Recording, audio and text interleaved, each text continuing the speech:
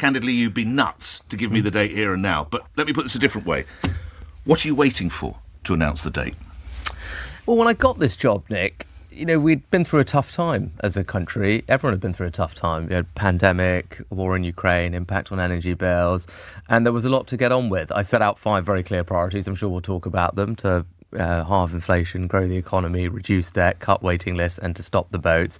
And on all of those, as I'm sure we'll get into, I'm keen to just make progress and demonstrate to the country that if we stick to our plan, we can deliver the change that they and I want to see. And by doing so, just restore everyone's confidence and hope that there's a brighter future ahead and we can have a renewed sense of pride in the nation. That's what I'm working very hard day and night to achieve. So to use a colloquialism, you want to go long to allow your measures to kick in. So we're looking at the tail end of 2024. I thought you said you weren't going to ask me. No, I said right but at the beginning this year because your colleague Oliver Dowden seemed to indicate you might run through... I said at the beginning of this year very clearly that my working assumption was that we would have an election in the second half of this year. And beyond the timing of that, I really think it's important to focus on the substance and the choices I just mentioned. Okay. There are a lot of things facing the country that we've been working hard on that your callers, I'm sure, are interested in, whether we're helping with the cost of living, tackling the waiting list, stopping the boats, having a more sensible approach to net zero. These are all real things that will make a difference to people. We've got a plan, and actually,